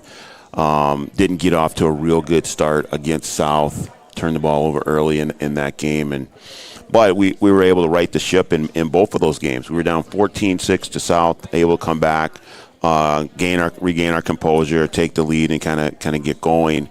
And then we were down, I think, 10 points in the first half to North, and able to clean things up and take the lead by 1 going into halftime. I think it's 31-30 going into the half.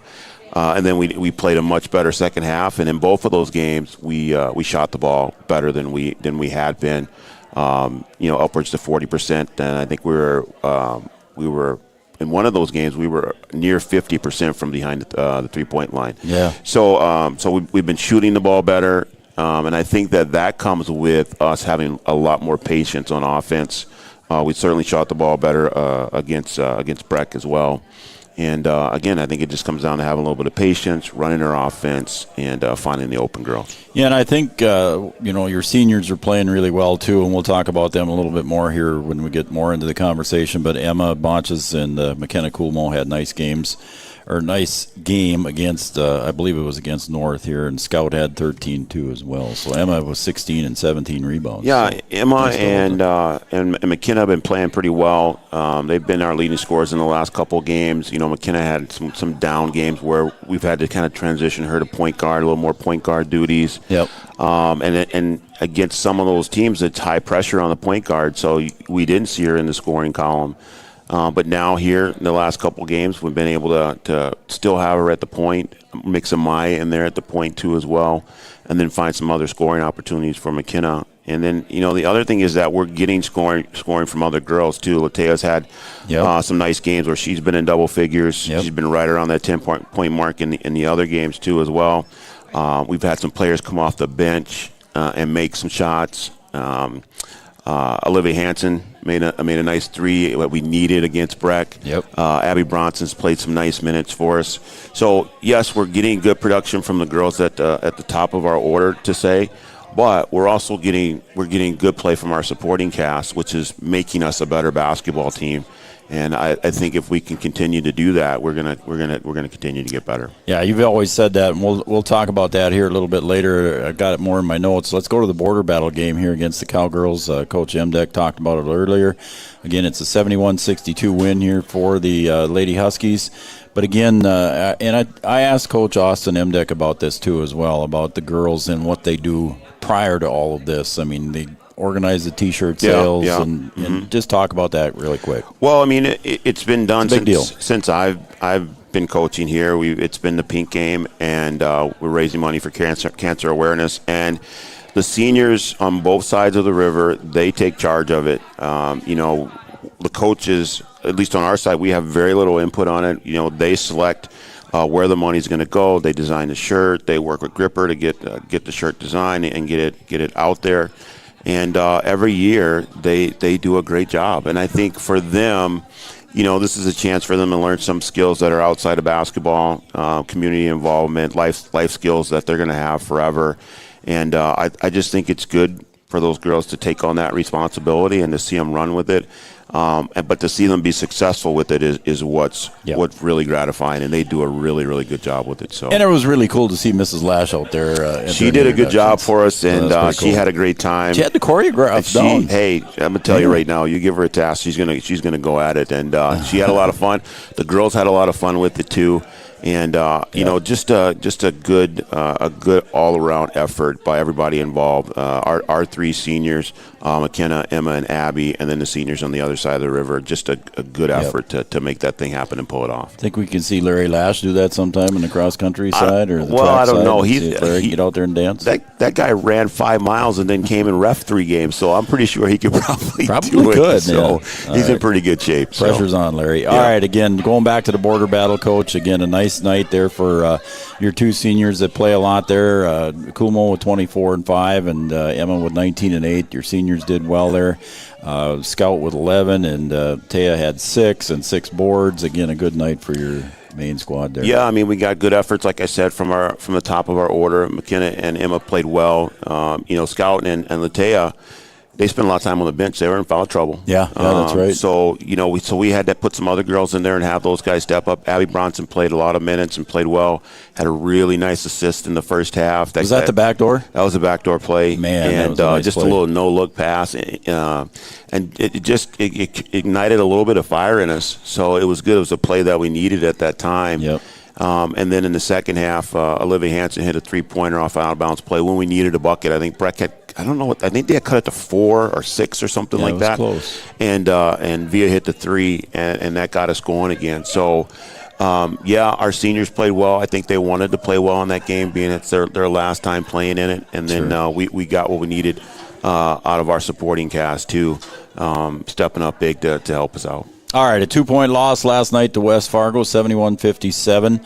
Again, a good performance by some of the girls here. Emma with 20 and 7 rebounds, and she made 5 3-pointers, which kind of number stuck out to me there when I was looking at the stats there, Coach. But again, Scout with 14, Kumo had 9, 8 for Taya, and 4 for Hallie. So, but like I said, Joe, you know, we've been shooting the ball better. Yeah, and a lot it's of it. Up. And she makes 5 3-pointers in that game last night. And there were a couple that she took that weren't good shots. So and you're going to take some of those, but you can see when we run our offense and when we get deep into our offense, we can go inside out. Mm-hmm. That shot that you can get early in the offense, it may be the exact same spot on the floor, but it's going to come later in the possession. It's a better shot. You're more relaxed. You don't have the closeout right there in front of you. You're not rushed, and that's when we make them. So for her to knock down 5 of them is really good, and McKenna hit 1 too as well. And if we can continue to shoot the ball the way that we have here lately, we got to still work on making that thing in the paint, because for whatever reason, that number ain't very tall. On the right side in our shot chart, on the right side, right near the basket, we shoot a really low percentage. So we've got to fix that. But I think that our shooting as we get going here in the heart of the season is going to be better. It's already way better than it was at the beginning, because we were in the single digits behind the 3-point line. Yeah. And we were below 30 from the floor. So it's coming. Last night, if we take care of the basketball, it's a totally different game. It was a totally different game. And we had that conversation today. Yep. For whatever reason last night, I felt like I don't want to say that we weren't ready to play, but it just didn't feel like we had the energy and the fire that we needed to compete with a top-level team in the state. And I think that, some of that might be coming off of playing Breck. Yeah. You're so fired up to play in that game and do those things, and then you get back to, your next game, and you're kind of like, we were jacked for that one, and now we're back to, business as usual. But that was a big game for us last night, a 2-point game. And if we're able to steal that one, that would be huge for us. And I just felt like it was there for the taking for us, even though we lost the game by double digits, almost 20 points. I still feel like I walk away again from another game where I feel like that's a game we could probably have gotten if we don't turn it over. We turned it over 20 times and had 19 points off of turnovers. Very true. All right, Coach. So then now taking a look here at Friday, you've got Horace, and you're traveling up to Horace, and it was a somewhat high-scoring affair there, 76-67 victory for the Lady Huskies, first win of the season. Yeah, and that's, we start the second time through here, and I think that they've got 5 wins on the year so far. Well, I mean, we said that at the beginning of the season. This is a team that's going to win some games. Yep. And they've been putting some points on the board. I think they hung 90-something on South. So, they've been in the 80s too as well with some of their wins. And they've got some players that can play. And I think now, here we are halfway through the season, they're going to be a totally different team than they were that first game. They know what it's like to play an EDC game. They know what it's like to play, night in and night out. And I think they're going to come in ready, because now, they've played us and they feel like, they can compete with us or whatever, and then it's going to be at their place, So we're going to have to be ready to play night in and night out. And as we go around here the second time around, we've got to get those same games that we got the first time. And then we've got to try and pick up a couple to see if we can move up a couple spots. Yeah, you got to secure that spot there. So they're just a game and a half behind you here. So a tiebreaker would be good. Yeah, we would like to be able to get the tiebreakers, because I feel like there's going to be some ties, whether it's in that 2 through 4, that 4, 5, 6, 7. There's going to be some tiebreakers that are going to come into play. Yep. And we're going to want to try and keep ahead as much as we can with each team around us. All right, Coach, anything else there you want to add before we take a break, and then we'll come back and wrap it up? No, just, we're like I said, I think we're playing better basketball now. It's a matter of trying to be consistent against every single team that we play, not just the teams that are around us, but those teams that are better than us or are above us in the standings, be able to be consistent every single night. So we'll see. Right. We're getting there. Good luck to the Lady Huskies as they travel up to West Fargo Horace on Friday night. And then Tuesday, they'll be home against Valley City. So Brian and I are going to come right back, and we'll wrap this show up here for tonight.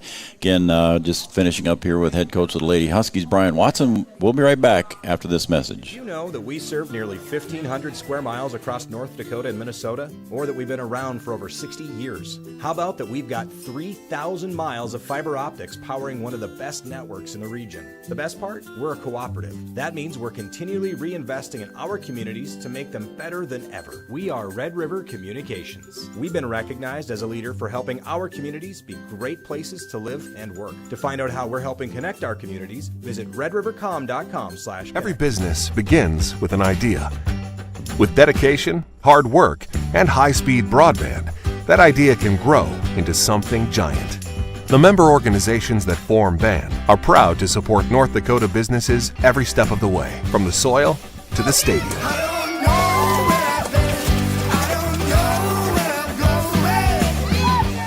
The Broadband Association of North Dakota, helping North Dakotans grow bright ideas into big business. Bank wants you to open an account. Sign up. Then along come sneaky fees. Sneaky, sneaky, sneaky. Exactly why you should compare your bank to Bell Bank. At Bell, we don't nickel and dime you with fees on things like checking accounts and ATMs. If you hate sneaky fees, switch to a bank you'll love. And give sneaky fees the boot. Bell Bank.